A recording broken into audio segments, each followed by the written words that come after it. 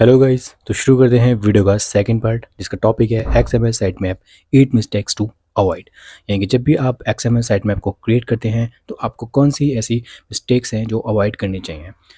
और साथ ही अगर आपने मेरा वीडियो का पहला पार्ट नहीं देखा है जिसमें मैंने एचटीएमएल साइट मैप और एक्सएमएल साइट मैप का एक डिटेल आपको ओवरव्यू दिया है एंड साथ ही मैंने आपको सिंटैक्स बताया है कि एक्सएमएल साइट मैप का जो सिंटैक्स होता है कौन कौन से इसमें पैरामीटर्स यूज़ होते हैं, तो वो आप वहाँ से जाके देख सकते हैं अगर आपने मेरी ये वीडियो का पहला पार्ट नहीं देखा है। शुरू करते हैं आज का ये टॉपिक जिसका नाम है 8 मिस्टेक्स टू अवॉइड। तो एक्सएमएल साइट मैप जब भी आप अपलोड करते हैं तो आपको ये ख़ास बातें जो है ध्यान रखनी है और आपको ये गलतियाँ बिल्कुल भी नहीं करनी है। बिकॉज़ ये जो है बिल्कुल रिस्पॉन्सिबल होते हैं, आपकी जो वेबसाइट रैंकिंग होती है उसको जो है मतलब ये कहीं न कहीं ड्रॉप कर देगा अगर आपने ये गलतियाँ साइट मैप को एक्सएमएल साइट मैप को जनरेट करते वक़्त करी। तो आप प्लीज़ इस चीज़ को ध्यान रखें और ये स्टेप बाय स्टेप जो है ये 8 जो मैं आपको मिस्टेक्स बताने वाला हूँ जो लोग अक्सर जो है मतलब करते हैं। तो शुरू करते हैं आज की ये वीडियो।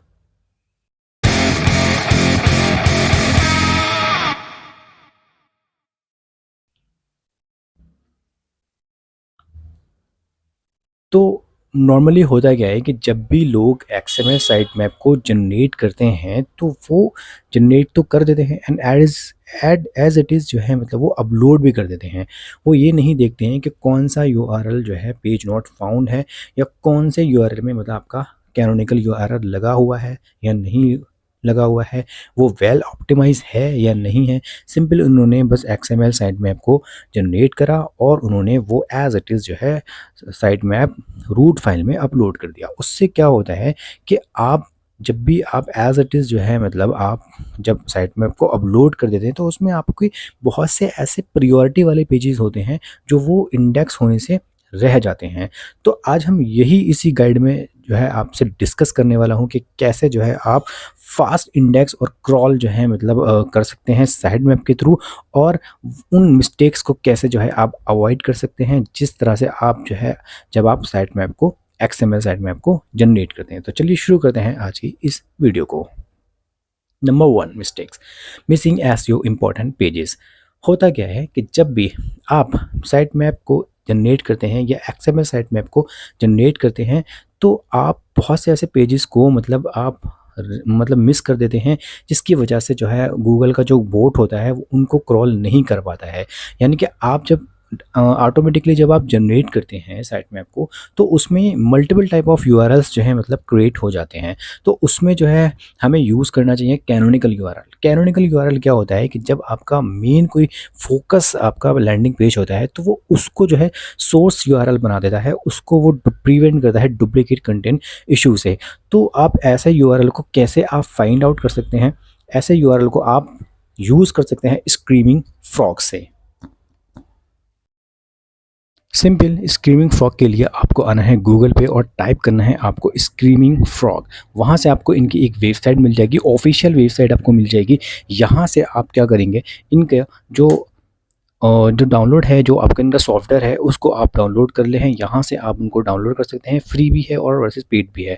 तो आप इसको डाउनलोड कर लें। डाउनलोड करने के बाद आप इसको सिंपल इंस्टॉल कर सकते हैं एंड इंस्टॉल करने के बाद आपको ये इस तरह सा कुछ प्लेटफॉर्म दिखा देगा। आप अपनी वेबसाइट का यूआरएल यहाँ पे डालेंगे, ठीक है, और उसको स्टार्ट कर देंगे तो यहाँ पे ये क्रॉल करना स्टार्ट कर देगा और यहाँ पे आपको ये 100% दिखा देगा। तो इसका मैजिक ये है कि आपके जितने भी लैंडिंग पेज हैं उसमें जो कुछ भी मिसिंग हो, चाहे वो H1 टैग मिसिंग हो, चाहे वो H2 टैग मिसिंग हो या फिर पेज टाइटल मिसिंग हो, मैटर डिस्क्रिप्शन मिसिंग हो या कीवर्ड मिसिंग हो, कुछ भी आपको मिसिंग जब होगा तो आप यहाँ से ईजिली जो है फाइंड कर सकते हैं। ऑल टैग वगैरह भी आप इसमें फाइंड कर सकते हैं। तो ये आपकी लैंडिंग पेजेस का एक ओवरऑल जो है आपको एक निचोड़ मतलब ला के दे देता है कि आपकी वेबसाइट के अंदर जितने भी लैंडिंग पेजेस हैं उसमें क्या चल रहा है। कुछ भी चीज़ें मिसिंग है आप यहाँ से फाइंड आउट कर सकते हैं और यहाँ से ईजिली जो है आप इसको एक्सपोर्ट कर सकते हैं और एक्सपोर्ट करने के बाद जो है उनको आप रिजॉल्व करें और उन पे आप इम्प्लीमेंट करके आप अपनी वेबसाइट के रैंकिंग को इम्प्रूव कर सकते हैं। तो नंबर 1 था आपका मिसिंग एसईओ इम्पोर्टेंट पेजेस। तो यहाँ से आप उस इम्पोर्टेंट पेजेस को आप फाइंड आउट करके वहाँ से आप ये रिजॉल्व कर सकते हैं स्क्रीमिंग फ्रॉग के through. Number 2 is using a static XML site map.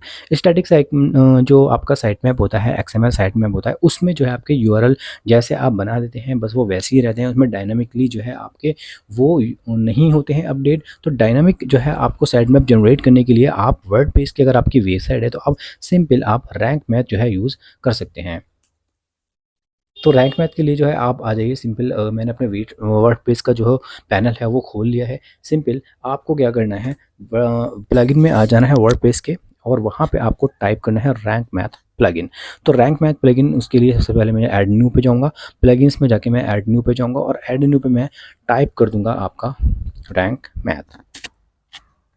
तो यहाँ पे मैंने सिंपल रैंक मैथ SEO यहाँ पे मैंने सिंपल टाइप कर दिया, और उसके बाद या आप ये देख सकते हैं इस तरह का आइकन है, यहाँ पे मेरा ऑलरेडी एक्टिव है। तो यहाँ पे आप सिंपल इंस्टॉल करके आप इसको एक्टिव कर लीजिए, और एक्टिव करने के बाद आप यहाँ से रैंक मैथ एसईओ का आपका ये आ जाएगा सेक्शन, और यहाँ से आप अपने साइट मैप को अपडेट कर सकते हैं। तो इसमें आप कोई भी पोस्ट करते हैं या कोई भी आप पेज जब बनाते हैं तो या फिर कोई कैटेगरी बनाते हैं तो इसमें ये ऑटोमेटिकली जो है ये अपडेट करता है, आपको इसमें कुछ भी करने की ज़रूरत नहीं होती है, right. Number 3 is too many redirection in your site map. होता क्या है कि जो 301 आपका रीडायरेक्शन होता है वो आपका परमानेंट रीडायरेक्शन होता है, एंड 302 जो रीडायरेक्शन होता है वो आपका टेम्परेरी रीडायरेक्शन होता है। तो ये जो रीडायरेक्शन चेंज होती हैं इन योर साइट मैप जो आपके क्रॉल बजट को क्या करती हैं, ख़राब कर देती हैं।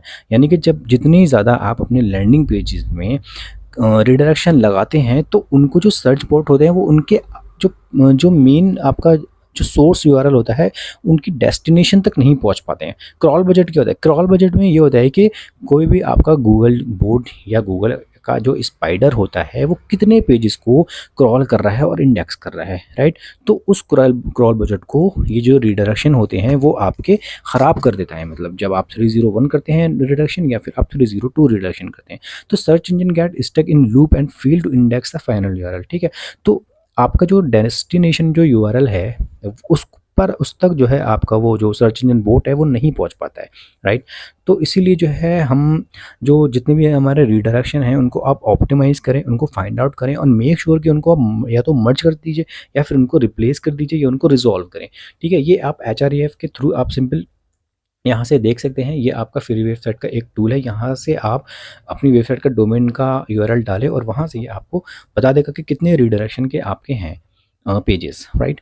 तो आप यहाँ से ऐसे रिजॉल्व कर सकते हैं एचआरईएफ के थ्रू। तो टू मैनी रीडायरेक्शन हमें अवॉइड करना चाहिए साइट मैप में। Not submitting your site map, यानी कि जब भी आप साइट मैप को क्रिएट करते हैं आप या तो गूगल सर्च कंसोल में आप उसको सबमिट करें या फिर आप उसको बिंग सर्च कंसोल में आप सबमिट करें। सिंपल आप अपने जो सर्च कंसोल है उसको आप खोल लीजिए और वहाँ से जो है आप अपना जो साइट मैप है वहाँ से आप यहाँ पे सिर्फ साइट मैप .xml बस आपको इसमें इतना टाइप करना है और यहाँ पे सबमिट करना है। और ये तब करना है जब आप अपना साइट मैप को जनरेट कर लेते हैं प्रॉपरली और वो आपकी वेबसाइट में कुछ इस तरह से जो है शो करेगा।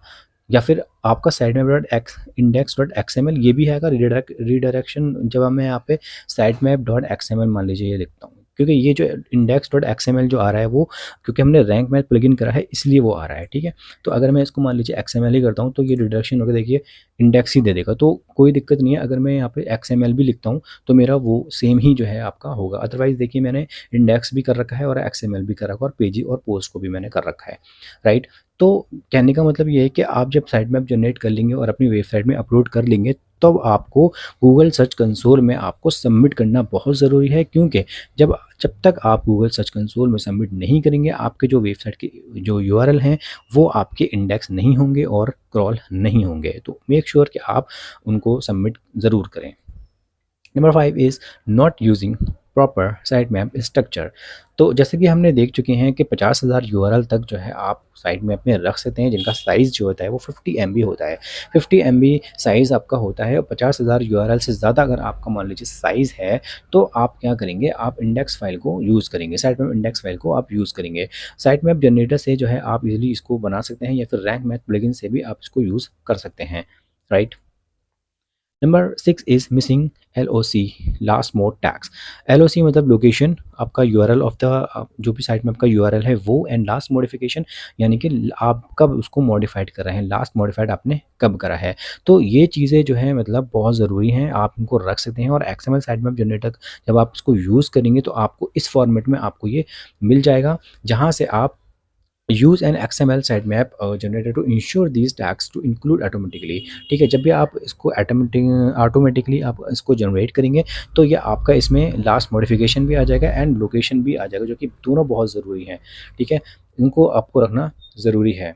लोकेशन तो आपको रखना ही रखना है। लास्ट मॉडिफिकेशन में मतलब ये है कि आप कब आपने मॉडिफाइड करा है, तो मतलब गूगल को पता लग जाएगा कि आपने मॉडिफाइड कब करा है। वैसे तो ये ऑप्शन है, इसको आप रखना ना चाहें तो रख सकते हैं, लेकिन कभी कभी क्या होता है कि कुछ वेबसाइट्स में हम जब अपडेट करते हैं तो हमें बताना होता है गूगल को कि हमने कब मॉडिफाइड करा है, ताकि उस सर्च इंजन बोर्ड को भी ये पता लग जाए कि हमने अपनी वेबसाइट में कब जो है मॉडिफाइड करा है कुछ भी चीज़, यानी कि वो कंटेंट हो, चाहे वो पेजेस हो, या फिर वो UI UX हो, या कुछ भी हो। तो ये लास्ट मॉडिफिकेशन हमें बताना गूगल को ज़रूरी होता है, ताकि वो उसको इंडेक्स भी कर ले और उसको क्रॉल भी कर ले, राइट।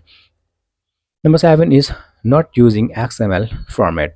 अगर आप XML फॉर्मेट यूज़ नहीं कर रहे हैं तो आप एक बहुत बड़ी गलती कर रहे हैं। आप रैंक मैथ तो कर सकते हैं, ठीक है। तो अब उसके अलावा जो है आपकी मान लीजिए अगर वर्डप्रेस की वेबसाइट नहीं है तो आप वर्डप्रेस की वेबसाइट में तो आप रैंक मैथ कर सकते हैं। लेकिन आपकी अगर वर्डप्रेस के अलावा कोई वेबसाइट है तो आप उसमें स्टैंडर्ड XML फॉर्मेट को ही आप यूज़ करें।